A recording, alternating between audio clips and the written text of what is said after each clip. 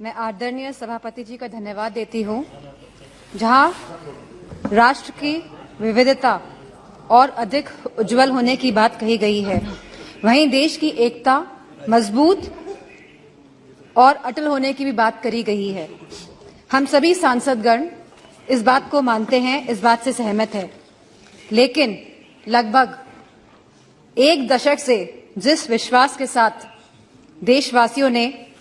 2 बार एक स्थिर सरकार चुनी है, जहां आत्मनिर्भर बनने की बात कही गई है, जहां भ्रष्टाचार मुक्त होने की बात कही गई है, जहां स्मार्ट सिटी की बात कही गई है, जहां कालाधन वापस लाने की बात कही गई है, वहीं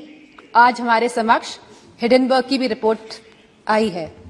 जहां मैं समझती हूं कि सरकार प्रतिबद्ध है देश के प्रति कि उसे जवाब देना पड़ेगा कि हिडेनबर्ग की रिपोर्ट में क्या सच्चाई है। जहां हमारे किसानों ने 2014 में ये आस जागी थी हमारे किसानों की कि ये आप लोगों ने विश्वास दिलाया था कि उनकी आय 2022 तक दुगनी हो जाएगी। वह किसान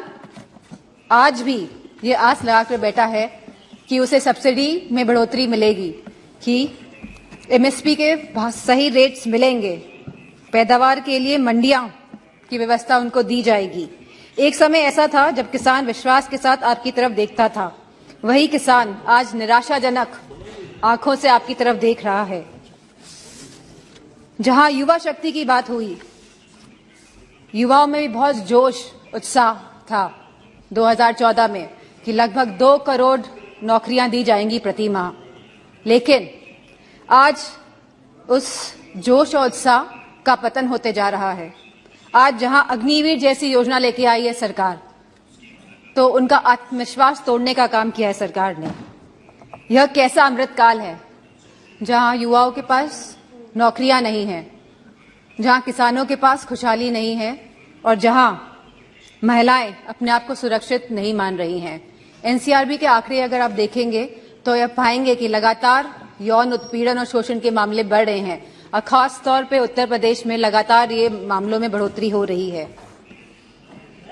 जहां महिलाएं, जहां हमारी माताएं बहनें जो रसोई में काम करती है, वो लगातार महंगाई से लड़ रही हैं, जहां हमारे सिलेंडर के भाव बढ़ रहे हैं, जहां पेट्रोल डीजल के भाव बढ़ रहे हैं, जहां खाद्य पदार्थ के भाव भी बढ़ रहे हैं, दालों के भाव बढ़ रहे हैं, वहीं दूध के भाव भी बढ़ रहे हैं।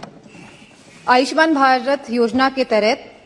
के अंतर्गत कार्ड तो बने हैं, लेकिन स्वास्थ्य सेवाएं उपलब्ध नहीं हो पा रही है। और जैसा कि दानिश सर ने कहा कि डॉक्टर नहीं है अस्पतालों में, और यूपी में गोरखपुर और रायबरेली में जहां एम्स हैं, वहां पे भी सहूलियतें नहीं मिल पा रही हैं क्योंकि डॉक्टर की सुविधा नहीं है, डॉक्टर की कमी है। मेक इन इंडिया के अंतर्गत सरकार कई करोड़ों रुपए खर्च कर रही है जहां प्रचार में, वहीं उत्तर प्रदेश में एक भी बड़ा कारखाना नहीं लगा है। छोटे उद्योग की हालत हम सभी जानते हैं कि वह बंदी के कगार पर है। वहीं सरकार लगातार आयात को बढ़ावा देकर अपने कुछ पूंजीपति दोस्तों को, अपने कुछ पूंजीपति मित्रों को आगे बढ़ाने का काम कर रही है।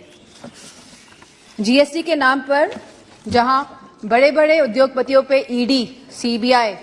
और पॉलिटिशियंस पे भी छापे मारे जा रहे हैं, वहीं जीएसटी के नाम पर छोटे व्यापारियों को भी तंग किया जा रहा है,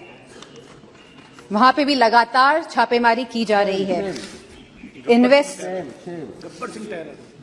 इन्वेस्टमेंट और इनोवेशन के नाम पर जहां पे लगातार एमओयू साइन हुए जा रहे हैं, करोड़ों करोड़ रुपए के एमओयू साइन हो रहे हैं स्पीकर साहब, लेकिन एक भी इन्वेस्टमेंट धरातल पे नहीं उतर रहा है। जो सरकार यह दर्शा रही है कि हम स्वर्ण काल में जा रहे हैं, जो सरकार यह दर्शा रही है कि देश आगे बढ़ रहा है,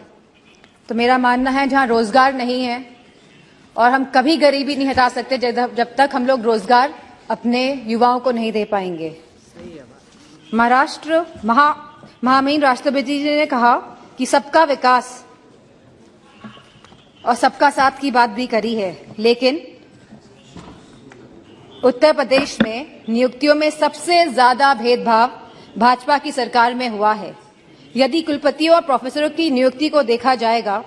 तो सभी वर्गों को सम्मान नहीं मिला है। जहां राष्ट्रपति जी ने अनुसूचित जाति, जनजाति, पिछड़ा वर्ग, अति पिछड़ा वर्ग की भी बात करी है, लेकिन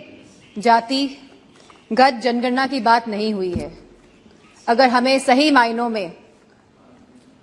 अनुसूचित जनजाति, अनुसूचित जाति, पिछड़ा वर्ग, अति पिछड़ा वर्ग लोगों को सम्मान देना है, उनको हक और सम्मान देना है, तो हमें जातिगत जनगणना पर भी बात करनी चाहिए। इसी के साथ जहां कहा गया था कि नमामि गंगे, जहां गंगा की सफाई की बात करी गई थी, गंगा में क्रूज चलाने की कभी बात नहीं करी गई थी। जहां गंगा की सफाई की बात करी गई थी, आज भी गंगा का पानी शुद्ध नहीं हो पाया है, क्योंकि जब काली नदी और यमुना का गंदा पानी गंगा में जाएगा, जब तक ये नदियां शुद्ध नहीं होंगी, तब तक गंगा का पानी भी साफ नहीं हो सकता है। तो मेरा मानना है कि सरकार संवेदनशील नहीं है इन मामलों को लेके, और जहां सरकार कोविड की बात करती है, अपनी पीठ दबाती है लगातार, वहीं पे हम सभी जानते हैं कि कोविड में क्या स्थिति हुई थी भारत की। जहां सरकार ने एक तरफ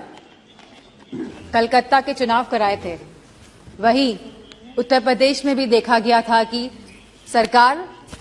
परिजनों को जलाने के लिए लकड़ी तक उपलब्ध नहीं करा पाई थी।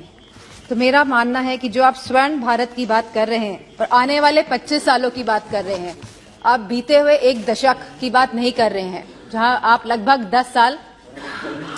का आप अपना टेन्योर, अपना काल खत्म करने जा रहे हैं। लेकिन आप जो